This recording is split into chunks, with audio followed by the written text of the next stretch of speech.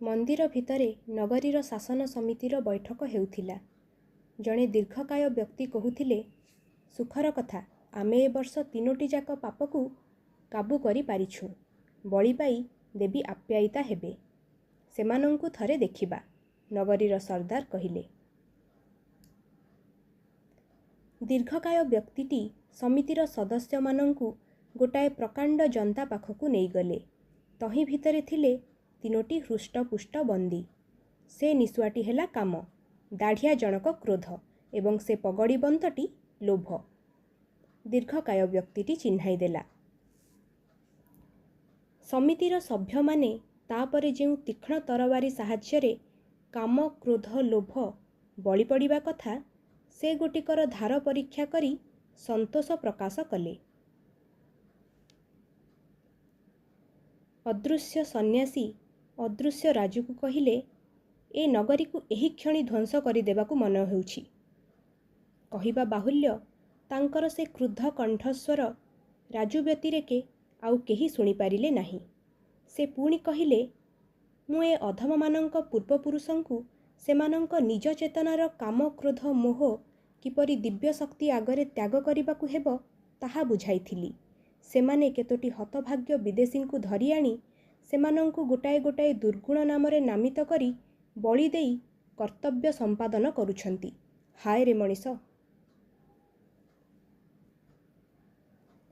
ସେ ଦୀର୍ଘକାୟ ଲୋକଟି ଏ ବର୍ଷ 3ଟି ଯାକ ପାପ କାବୁ କରି ପାରିଥିବାର ଅର୍ଥ ବର୍ତ୍ତମାନ ରାଜୁ ପାଖରେ ସ୍ପଷ୍ଟ ହୋଇଗଲା। ଅଦୃଶ୍ୟ ଭାବରେ ନଗରୀ ଭିତରେ ଆଉ କିଛି ସମୟ ବୁଲି ସେମାନେ ଆହୁରି କେତେ କଥା ଜାଣିଗଲେ। ସେ ଯୌଗିକ ତରଭୁଜରୁ ନଗରବାସୀମାନେ ବିପୁଳ ଲାଭ କରନ୍ତି। ପ୍ରତିଦିନ ସନ୍ଧ୍ୟାରେ ବର୍ତ୍ତମାନର ସର୍ଦ୍ଦାର ପାହାଡ଼ ଆରୋହଣ କରି କେତେ ସଂଖ୍ୟାରେ ଲୋକଙ୍କ ଚାହିଦା ମେଣ୍ଟାଇବା ଲାଗି ତରଭୁଜ ପ୍ରୟୋଜନ ସେ କଥା ଉଚ୍ଚ କଣ୍ଠରେ କହିଯାଏ।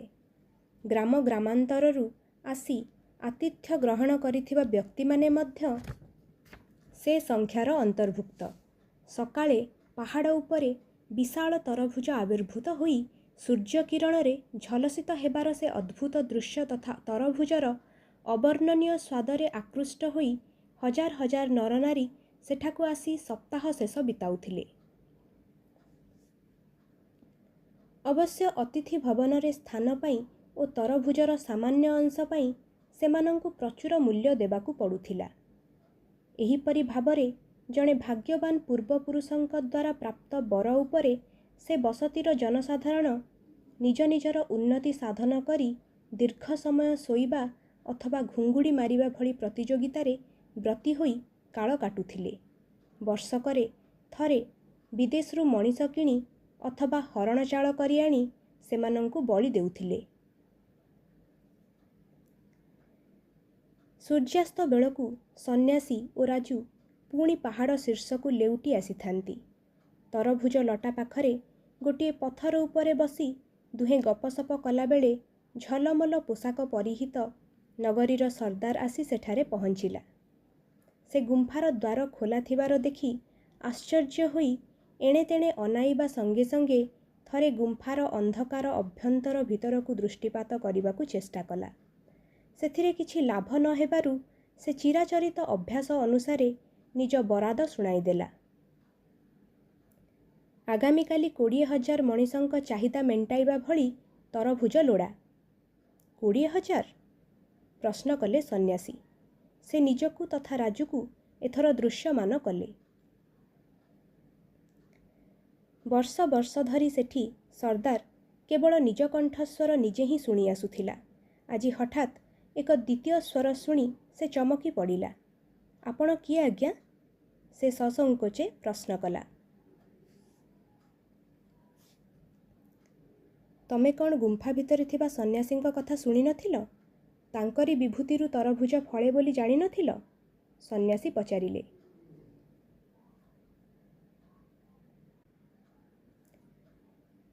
ଶୁଣିଥିଲି ଯେ, କିନ୍ତୁ ମୁଁ ଭାବିଥିଲି ତାହା ଗୋଟାଏ କାହାଣୀ କିମ୍ବଦନ୍ତୀ ମାତ୍ର। ଯଦି ତରଭୁଜଟି ବାସ୍ତବ ହେଲା, ତେବେ ତାହାର ଉତ୍ସ କାହାଣୀ କିମ୍ବଦନ୍ତୀ ମାତ୍ର ହେବ କିପରି? ସର୍ଦ୍ଦାର ସନ୍ନ୍ୟାସୀଙ୍କର ଏ ପ୍ରଶ୍ନର ଉତ୍ତର ଦେଇପାରିଲା ନାହିଁ। ସନ୍ନ୍ୟାସୀ ରାଜୁ ଆଡ଼େ ଅନାଇ କହିଲେ, ଏଇ ହେଲା ବିଡ଼ମ୍ବନା। ମଣିଷ ଫୁଲକୁ ସ୍ୱୀକାର କରିବ, କିନ୍ତୁ ଫୁଲର ସୃଷ୍ଟି ଯେ ଜଣେ ଅଦୃଶ୍ୟ ଶିଳ୍ପୀର କଳ୍ପନା ଓ କଳା କୁଶଳତାରୁ ହିଁ ସମ୍ଭବ ହୋଇଥାଇପାରେ, ସେ କଥା ଚିନ୍ତା କରିପାରିବ ନାହିଁ। ଯୁବକ ସର୍ଦ୍ଦାର ଅବଶ୍ୟ ଅପ୍ରତିଭ ଦେଖାଗଲା। ପରିସ୍ଥିତିକୁ ସ୍ୱାଭାବିକ କରିବା ନିମନ୍ତେ କହିଲା, ସନ୍ନ୍ୟାସୀ ମହାଶୟ, ଆପଣ ଗୁମ୍ଫା ଭିତରୁ ବାହାରି ଅଇଲେ ଭଲ କଲେ। ଆମେ ଆପଣଙ୍କୁ ଗୁମ୍ଫା ତୁଳନାରେ ଅଧିକ ଚମତ୍କାର ରହିବା ଘର ଯୋଗାଇ ଦେବୁ। ଗତ କେତେ ଯୁଗ ଧରି ଆପଣ କିଛି ଖିଆପିଆ କରିଛନ୍ତି କି ନା ସନ୍ଦେହ। ଚାଲନ୍ତୁ, ଆପଣଙ୍କ ପାଇଁ ନାନା କିସମର ସୁଖାଦ୍ୟର ବ୍ୟବସ୍ଥା କରିଦେବା। ସେଥିରୁ ଅନେକ ଖାଦ୍ୟ ଆପଣ ଦେଖିନଥିବେ, କାରଣ ଆପଣ ନିଜକୁ ଗୁମ୍ଫାରୁଦ୍ଧ କରିବା ଯୁଗରେ ସେସବୁର ଉଦ୍ଭାବନ ହୋଇନଥିଲା। ହଁ, ଆମିଷ ଚଳେ ନା ଆପଣ ତୁଚ୍ଛା ନିରାମିଷାସୀ? ଚୁପ୍! ସନ୍ନ୍ୟାସୀଙ୍କ ଧମକରେ ସର୍ଦ୍ଦାରର ମୁହଁ ଶେତା ପଡ଼ିଗଲା। ତମେ ମୋ ପ୍ରଶ୍ନର ଉତ୍ତର ଦେଇନାହଁ ଏଯାଏଁ। 20,000 ଲୋକ ଖାଇଲା ଭଳି ଏଡ଼େ ବିରାଟ ତରଭୁଜ ତମର କାହିଁକି ଲୋଡ଼ା? ସନ୍ନ୍ୟାସୀ ପ୍ରଶ୍ନ କଲେ। ଆଜ୍ଞା, ଆମ ନଗରବାସୀଙ୍କ ସଂଖ୍ୟା ବର୍ତ୍ତମାନ 15,000। ଆଉ 5,000 ସରିକି ପର୍ଯ୍ୟଟକ ଆସି ଅତିଥି ହୋଇଛନ୍ତି। ସେମାନେ ତରଭୁଜ ବାବଦରେ ପଇସା ଦେବେ। ଏଣିକି ଆପଣଙ୍କୁ ସେ ଉପାର୍ଜନରୁ ଅଂଶ ଦେବା କଥା ବି ବିବେଚନା କରି ଦେଖାଯାଇପାରେ। ହଁ, ମୋ ମୁଣ୍ଡକୁ ଆଉ ଗୋଟାଏ ବଢ଼ିଆ ଯୋଜନା ଆସିଗଲାଣି। ଆପଣ ଯଦି ତରଭୁଜ ପାଖରେ ବସି ରହିବେ, ଆପଣଙ୍କୁ ଦେଖିବା ବାବଦରେ ଲୋକଙ୍କୁ କିଛି ଅଧିକା ପଇସା ଦେବାକୁ ବି କୁହାଯାଇପାରେ। ସେ ଆୟର ଗୋଟାଏ ବଡ଼ ଅଂଶ ଆପଣଙ୍କ ସେବାରେ ଖର୍ଚ୍ଚ ହେଉ, ଆପତ୍ତି ନାହିଁ। ସର୍ଦ୍ଦାର ବେଶ୍ ଅର୍ଥପୂର୍ଣ୍ଣ ଓ ଦୟାର୍ଦ୍ର ହସ ଫୁଟାଇ କହିଲା। ଚୁପ୍! ସନ୍ନ୍ୟାସୀଙ୍କର ଏ ଦ୍ୱିତୀୟ ଥର ଧମକରେ ସେ ପାହାଡ଼ ଥରିଗଲା ଭଳି ମନେହେଲା। ସେ କହିଲେ, କାଲି ସକାଳ ବେଳକୁ ଏଠି ଉପୁଜିଥିବ ଗୋଟାଏ ରାକ୍ଷସୀ ତରଭୁଜ। ସେହି ଶେଷ ତରଭୁଜ ଫାଟି ତମ ନଗରୀକୁ ଶେଷ କରିଦେବ। ଯାଅ ଏଥର। ସର୍ଦ୍ଦାର ବୁଲିପଡ଼ି ପଳାଇଗଲା। ଅନେକ ସମୟ ଧରି ଦିଗନ୍ତକୁ ଅନାଇ ସନ୍ନ୍ୟାସୀ ବସି ରହିଲେ। ସୂର୍ଯ୍ୟ ଅସ୍ତଗଲେ। ମେଘମାଳା ତଳେ ଉଡ଼ି ଯାଉଥାନ୍ତି ଘର ବାହୁଡ଼ା ପକ୍ଷୀମାନେ। ଭାବିଥିଲି ତରଭୁଜ ରୂପୀ ଦୈବୀ ବିସ୍ମୟ ଏ ବସତିର ଲୋକଙ୍କୁ ସବୁବେଳେ ଭଗବାନଙ୍କୁ ସ୍ମରଣ କରାଉଥିବ। କିନ୍ତୁ ସେଭଳି ଚିନ୍ତା ମୋର ନିର୍ବୋଧତା। ଶୂନ୍ୟ ଆକାଶରେ ଝୁଲି ରହିଛନ୍ତି ସୂର୍ଯ୍ୟ, ଚନ୍ଦ୍ର ଓ ଅସଂଖ୍ୟ ନକ୍ଷତ୍ର। କାଦୁଅ ପଙ୍କ ଭିତରୁ ଫୁଟି ବାହାରୁଛି ପଦ୍ମଫୁଲ। ଏସବୁ ଦୈବୀ ବିସ୍ମୟ ଯଦି ମଣିଷ ହୃଦୟରେ ମହତ୍ ଭାବନାର ବିକାଶ କରୁନାହିଁ, ଗୋଟାଏ ତରଭୁଜ ବା ତାହା କରନ୍ତା କିପରି? ସନ୍ନ୍ୟାସୀ ଦୀର୍ଘ ନିଶ୍ୱାସ ଛାଡ଼ି କହିଲେ। ବାବା, ଆପଣଙ୍କ ଧମକ ସର୍ଦ୍ଦାର ଓ ସର୍ଦ୍ଦାର ଜରିଆରେ ଅନ୍ୟମାନଙ୍କ ଭିତରେ ସଦ୍ବୁଦ୍ଧିର ସଞ୍ଚାର କରିବ ନିଶ୍ଚୟ। ଦୀର୍ଘକାଳ ଧରି ସେମାନଙ୍କୁ ଯେଉଁ ସୁଯୋଗ ମିଳିଥିଲା, ସେମାନେ ତାହାର ସଦୁପଯୋଗ କରିନଥିବାରୁ ବର୍ତ୍ତମାନ ଅନୁତାପ କରୁଥିବେ। ରାଜୁ କହିଲା। ମୁଁ ସେତେଦୂର ଆଶାବାନ ନୁହେଁ। ମୂଢ଼ତାର କରାମତି କମ୍ ନୁହେଁ। ତମେ ତଳକୁ ଯାଇ ଥରେ ଦେଖି ଆସିପାର। ସନ୍ନ୍ୟାସୀ କହିଲେ। ପୂର୍ଣ୍ଣମୀ ରାତି। ରାଜୁ ଧୀରେ ଧୀରେ ନଗରୀର ମୁଖ୍ୟ ରାସ୍ତା ଦେଇ ଅଗ୍ରସର ହୋଇ ସଭାଗୃହ ପାଖରେ ପହଞ୍ଚି ଦେଖିଲା, ନଗରୀବାସୀମାନଙ୍କୁ ସର୍ଦ୍ଦାର ଉଦ୍ବୋଧନ ଦେଉଛି। ସନ୍ନ୍ୟାସୀ ଦେଇଥିବା ଧମକ ସତ୍ୟରେ ପରିଣତ ହେଲେ ଯେଉଁ ପରିସ୍ଥିତି ଉପୁଜିବ, ତାର ମୁକାବିଲା କରିବା ନିମନ୍ତେ ସେ ଲୋକଙ୍କୁ ଆହ୍ୱାନ ଦେଉଥିଲା। ସେ ଉପସ୍ଥାପନ କରୁଥିଲା ଗୋଟାଏ ଅଭିନବ ଯୋଜନା। ଆବାଳ ବୃଦ୍ଧ ବନିତା ପ୍ରଭାତରୁ ଆଁ କରି ଠିଆ ହୋଇ ରହିବେ। ତରଭୁଜ ଫାଟି ତଳକୁ ଆସି ନଗରୀକୁ ଧୋଇ ନେଇଯିବା ପୂର୍ବରୁ ସେମାନେ ସମଗ୍ର ତରଭୁଜକୁ ଗ୍ରାସ କରି ପକାଇଥିବେ। ଏମନ୍ତ ପ୍ରକାରେ ସେମାନଙ୍କର ଏକତାବଦ୍ଧ ମୁଖବ୍ୟାଦାନ ସନ୍ନ୍ୟାସୀଙ୍କ ଶାପକୁ ଅକାମୀ କରିଦେବ। ସେ ଦିଗରେ ଯଥାରୀତି ପ୍ରସ୍ତୁତି ହେଉଥିଲା। ଲୋକେ ଶପଥ ନେଲେ କି ସେ ରାତିରେ ସେମାନେ ଅଖିଆ ଶୋଇବେ। ତାହେଲେ ସକାଳେ ବହୁ ପରିମାଣ ତରଭୁଜ ଭକ୍ଷଣ କରିବାକୁ ସକ୍ଷମ ହେବେ। ଆଦର୍ଶ ପ୍ରତିବେଶୀ ପ୍ରେମରେ ଉଦ୍ବୁଦ୍ଧ ଆଖପାଖ ଅଞ୍ଚଳର ଲୋକେ ମଧ୍ୟ ସେମାନଙ୍କୁ ସହଯୋଗ ଦେବା ନିମନ୍ତେ ପହଞ୍ଚିବାକୁ ଲାଗିଲେ। ରାଜୁ ବିମର୍ଷ ବୋଧ କଲା। ଅଧରାତି ବେଳକୁ ସେ ସନ୍ନ୍ୟାସୀଙ୍କ ପାଖକୁ ଲେଉଟି ଗଲା। ପ୍ରଭାତ ବେଳକୁ ପାହାଡ଼ ତଳେ ଧାଡ଼ି ଧାଡ଼ି ନରନାରୀ ଆଁ କରି ଠିଆ ହେବାର ଦେଖାଗଲା। ପାହାଡ଼ ଉପରେ ସେତେବେଳେ ଉଦ୍ଭୂତ ହୋଇଥାଏ ଆଉ ଗୋଟାଏ ପାହାଡ଼ ଭଳି ବିଶାଳକାୟ ତରଭୁଜ। ମୃଦୁ ଉଷାଲୋକରେ ସେ ଯେତିକି ଅପୂର୍ବ, ସେତିକି ଭୀଷଣ ଦିଶୁଥାଏ। ହଠାତ୍ ତାହା ଫାଟିଗଲା ଏବଂ ସହସ୍ର ଖଣ୍ଡରେ ପାହାଡ଼ ତଳକୁ ମାଡ଼ି ଆସିଲା। ଲୋକେ ପ୍ରସ୍ତୁତ ହୋଇ ରହିଥିଲେ। ସେମାନେ ସେସବୁ ଖଣ୍ଡକୁ ତତ୍କ୍ଷଣାତ୍ ଚୋବାଇ ଗିଳି ପକାଇଲେ।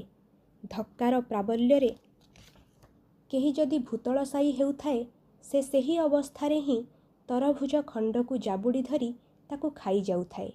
ତାପରେ ସମବେତ ଜନତା ଏହି ଅଭାବନୀୟ ଏକତା ତଥା ବିଜୟ ଯୋଗୁଁ ନିଜକୁ ଅଭିନନ୍ଦନ ଜଣାଇ ଗୋଟିଏ ପ୍ରସ୍ତାବ ଗ୍ରହଣ କଲା। ଅତିଥିମାନେ ବିଦାୟ ନେଇ ଚାଲିଗଲେ। ଦ୍ୱିପ୍ରହର ବେଳକୁ ନଗରୀ ଦେଖାଗଲା ହତଶ୍ରୀ। ମାତ୍ରାଧିକ ତରଭୁଜ ଭକ୍ଷଣ ଯୋଗୁଁ ଅନେକେ ଅସୁସ୍ଥ, କିନ୍ତୁ ଯେଉଁ ବିଷମ ପ୍ରଶ୍ନ କ୍ରମେ ସେମାନଙ୍କ ମନରେ ଭୟାବହ ରୂପ ନେଉଥିଲା, ତାହା ହେଲା ଏହାପରେ ସେମାନେ କରିବେ କ'ଣ? ଯୌଗିକ ତରଭୁଜକୁ ବିକି ଭାଙ୍ଗି ସେମାନେ ସମୃଦ୍ଧ ହୋଇଥିଲେ, ତାହା ବାହାରେ ସେମାନେ ଆଉ କିଛି କରୁନଥିଲେ। ବର୍ତ୍ତମାନ ସନ୍ନ୍ୟାସୀ ଯେ କହିଥିଲେ ତାଙ୍କ ବିଭୂତି ପ୍ରସୂତ ଶେଷ ତରଭୁଜ ଏ ନଗରୀକୁ ଧ୍ୱସ୍ତ କରିଦେବ, ବିଜ୍ଞ ନାଗରିକମାନେ ବର୍ତ୍ତମାନ ସେ କଥାର ଭିନ୍ନ ବ୍ୟାଖ୍ୟା କରିବାକୁ ଆରମ୍ଭ କରିଥିଲେ। ତରଭୁଜ ଫାଟି ନଗରୀକୁ ଭାଙ୍ଗି ଚୂରି ପକାଇବ ବା ଭସାଇ ନେଇଯିବ, ସନ୍ନ୍ୟାସୀ ବୋଧହୁଏ ତାହାଠୁ ଅଧିକ କିଛି ସୂଚାଉଥିଲେ। ସେ ତରଭୁଜ ହିଁ ହେବ ଶେଷ ତରଭୁଜ ଏବଂ ପରେ ନଗରବାସୀମାନେ ଆଉ ତରଭୁଜରୁ ଲାଭ ଉଠାଇ ନ ପାରିବା ଫଳରେ କ୍ରମେ ସେମାନଙ୍କ ନଗରୀ ବିଲୁପ୍ତ ହେବ। ସନ୍ନ୍ୟାସୀ ସମ୍ଭବତଃ ତାହା ହିଁ ବୁଝାଉଥିଲେ। ସନ୍ଧ୍ୟା ହେଲା। ସନ୍ନ୍ୟାସୀ ନଗରୀକୁ ପଛରେ ପକାଇ ଅଗ୍ରସର ହେଲେ। ରାଜୁ ତାଙ୍କୁ ଅନୁସରଣ କଲା।